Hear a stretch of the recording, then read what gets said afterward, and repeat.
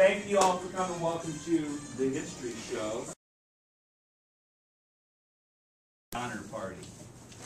Yeah, okay, it's very memorable. Those of you who are not familiar with the Donner Party, I bet you'll never ever forget it. Anytime you'll hear the Donner Party, you will remember this, okay? So tell us a little bit about it, because obviously the trip west was fraught with peril, and it was all kinds of problems, and I think all this happened to the Donner Party. So tell us a little bit about that.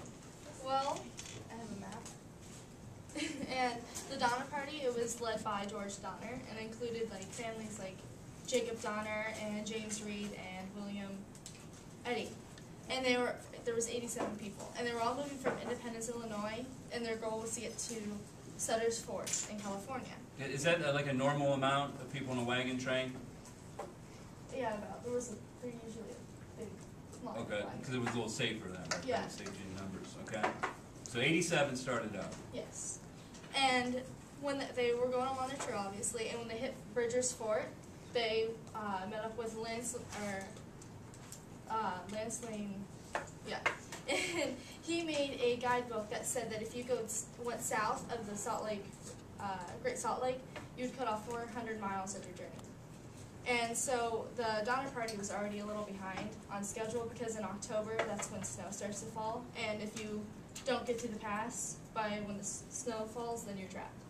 So they took the shortcut, and during the shortcut, there wasn't a direct path set because no one had taken it yet. So because of that, they were making their own path, and that was already setting them back because they had to tear down like trees and move away bushes. And so there was those, and then there was also relationship problems between the group. Like James Reed and John Snyder, they disagreed on a wagon. They had an argument about the wagons, and because of it, John Snyder hit James Reed with his whip, and then James Reed stabbed him, and he died. And because of that, William Eddy then put a gun to his head and said he should be lynched, and so he was banished from the group. And to be banished from the group, it kind of meant death, just automatically. But somehow he made it to Fort Sutter, and he lived. But so maybe he was lucky he got banished. He was lucky. He rode on horseback, and he actually made it there.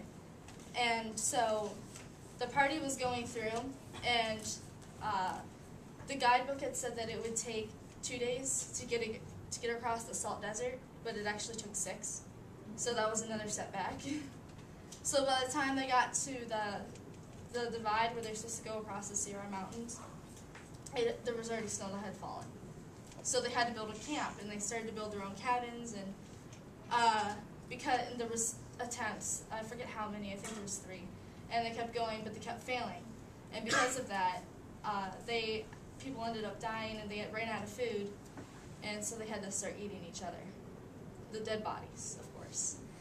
And by the end, the last attempt was in December, and 17 people went, and they were going along, and then a severe storm hit, killing 2, and they only had rations they had 6 rations, and there was 2 finger-sized beef strips per person. And that's kind of like, those are obviously smaller, but yeah, those are a lot smaller. But if you can imagine like 2 of those put together, and then another one that's probably about all the food they got in one day, and that ran out. It's interesting they describe it as finger-sized, though. Yeah. Because we know what they were eating. Yeah. Okay.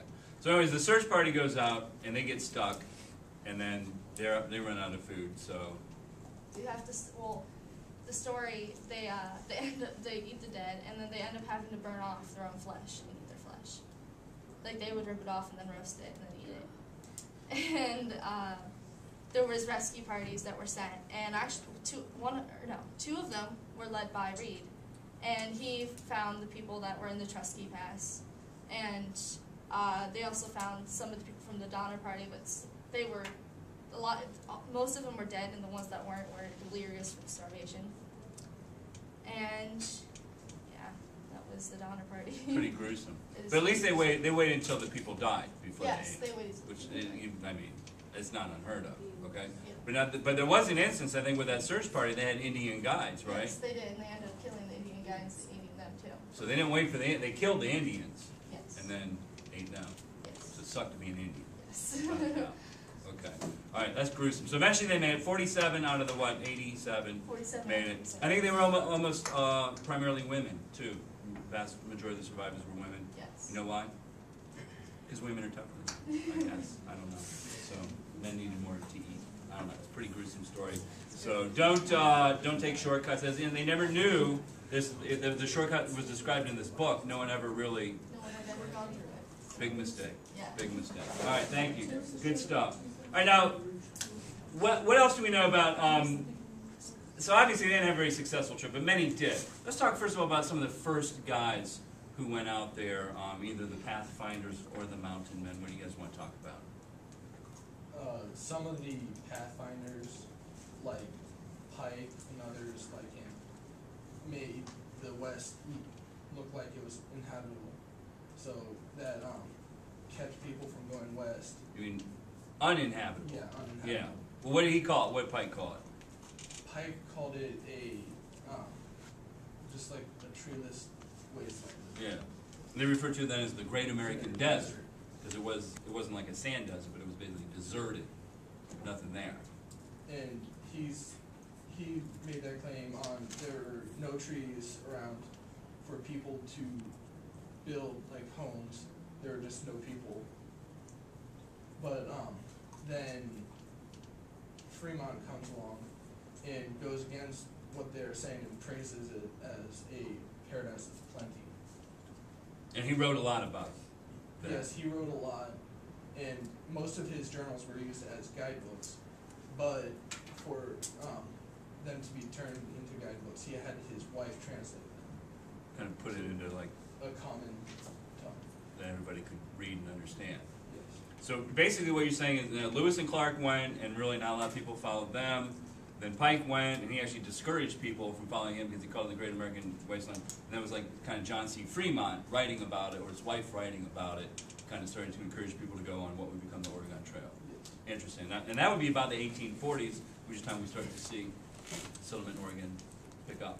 Okay. Mostly families on the Oregon Trail. Yes, I would think so. Okay. Before that, though, even we do see some guys known as Mountainmen, these rugged types, and they went out in the Rocky Mountains a lot of times by themselves and lived by themselves. So talk a little bit about these rugged mountain men. Well, Mountainmen basically opened the West to white settlement because they would go by like singles, and then they would live in like the Rockies and the Sierra Nevada mountains. But their life was very dangerous and violent because they were by themselves in the mountains where it was snowing and bad weather, and they had to face like Indian tribes on their own. So they either like stayed with them or fought against them, and then usually died or left. The mountain men did, Yeah, or the Indians. the Mountainmen.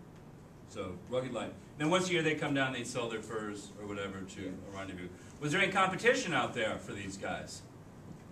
Yeah, there was some ports set up by the British and the Spanish along the mountains, and the Indians we would find fur too.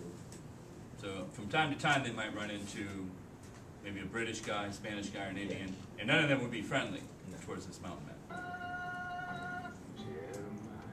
All right. Well, thank you all very much for appearing on our show.